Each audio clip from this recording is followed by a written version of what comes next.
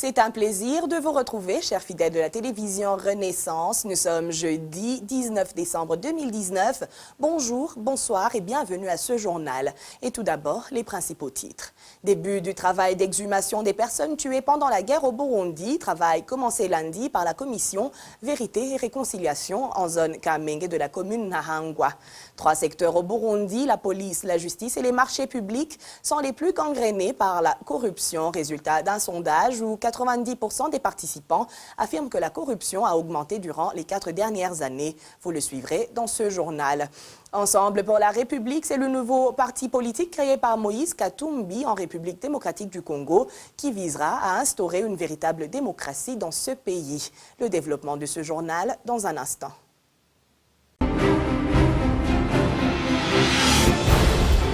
Encore une fois, bienvenue à ce journal. Aujourd'hui marque le 59e jour d'incarcération de nos confrères du groupe de presse Iwachu, Christine Kamikazi, Agnès Ndirubusa, Terence Mozenzi et Egide Hadelimana. Ils ont été arrêtés le 22 octobre alors qu'ils se rendaient en commune Musigati de la province Bubanza pour couvrir des combats qui opposaient des rebelles aux forces de l'ordre.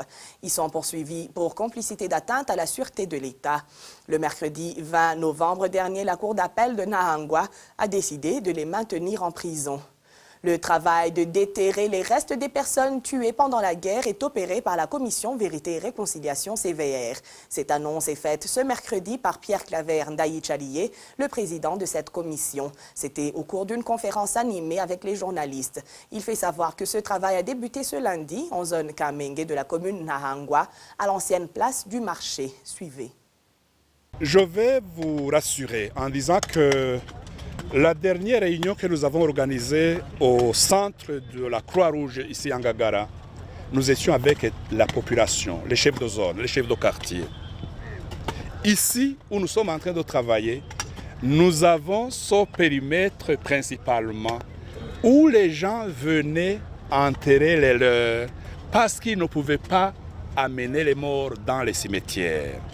Mais plus en bas, le long de la rivière, l'information que nous avons eue dit qu'il y a des fosses communes, 2 personnes tuées, 2 personnes arrêtées sur la route ou dans les véhicules.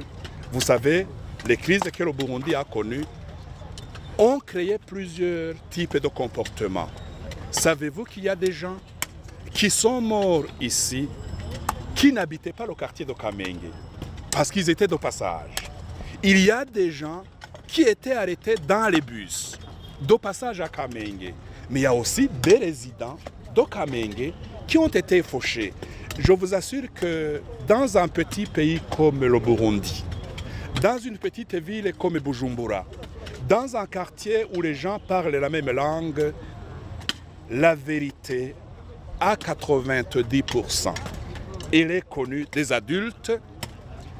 Le miracle de Dieu fait que on fauche 100 personnes, mais il y a toujours un rescapé qui témoigne. C'est ce que nous avons constaté partout où nous avons été à travers le pays.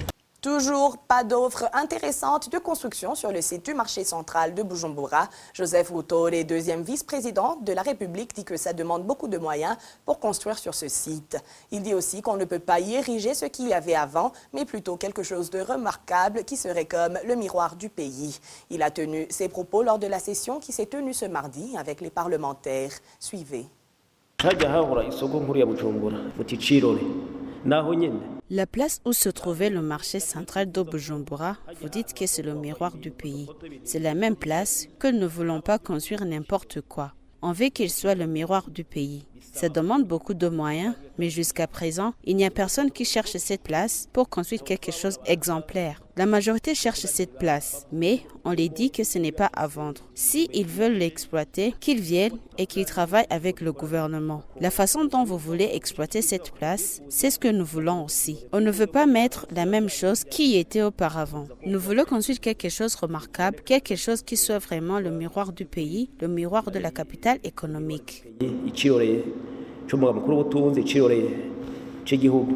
Toujours parlant économie, les caféiculteurs vont voir une nette amélioration après la décision du gouvernement de reprendre en main le secteur de la filière café. Dr Joseph Outole, deuxième vice-président de la République, l'a déclaré ce mercredi quand il répondait aux questions des parlementaires. Il annonce aussi que l'agence de régulation de la filière café ARFIC sera remplacée par le centre ODECA.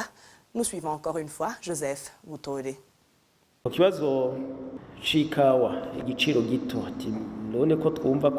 La question de la filière café suscite des inquiétudes auprès des caféiculteurs, comme ils disent que ce dernier est à bas prix. Je vous demande de tranquilliser ces caféiculteurs. Je suis sûr et je ne doute pas qu'il y aura une amélioration l'année prochaine avec le centre ODECA qui va remplacer l'agence de régulation de la filière café au Burundi. ODECA prendra en main toutes les questions en matière de la filière café. On ne peut pas d'ailleurs distinguer l'État et les agriculteurs. Nous sommes un. C'est grâce aux agriculteurs que l'État fonctionne. C'est pour cela que le gouvernement a pris une décision de reprendre en main ce secteur pour essayer de résoudre les défis qui ont été observés au cours de cette année. Les caféiculteurs seront les premiers à voir une amélioration. Bref, ils verront l'importance du retour du gouvernement dans le secteur café.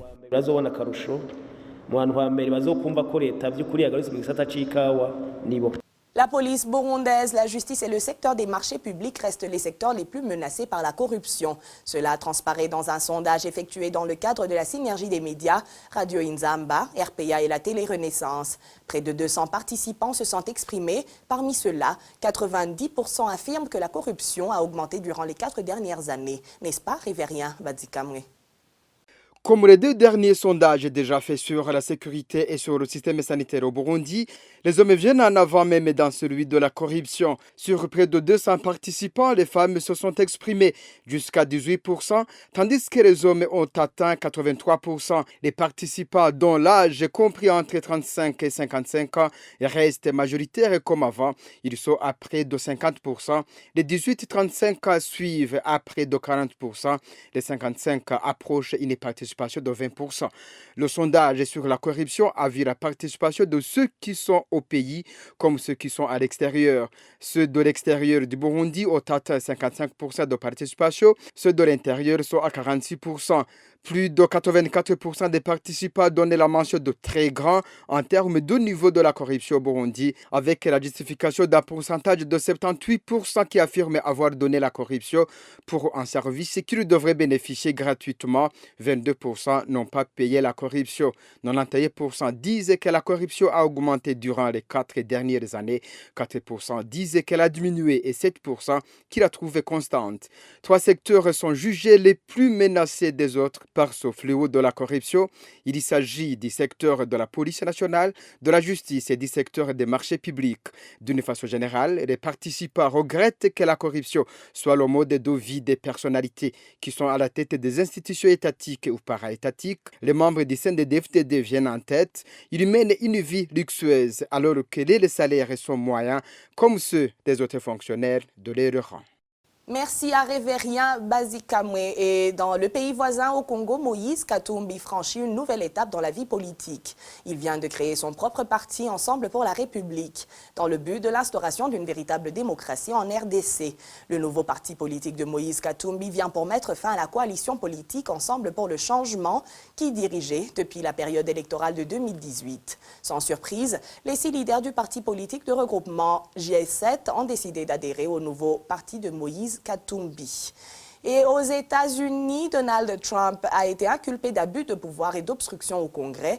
Le vote de la Chambre des représentants a eu lieu dans la soirée de ce mercredi. Trump est le 3e président de l'histoire des États-Unis à être mis en accusation, ce qu'on appelle impeachment, après Andrew Johnson en 1968 et Bill Clinton en 1998. Le verdict ne faisait aucun doute, les démocrates étant majoritaires à la Chambre. Sans surprise, les républicains qui contrôlent la Chambre haute ont déjà prévenu qu'ils avaient la ferme intention d'acquitter Donald Trump au cours de la séance qui rassemblera les sénateurs en procès en janvier prochain. Et voilà, c'est par ici que nous mettons un point final à notre journal. Merci à toute l'équipe de production et à vous tous qui l'avez suivi. Au revoir.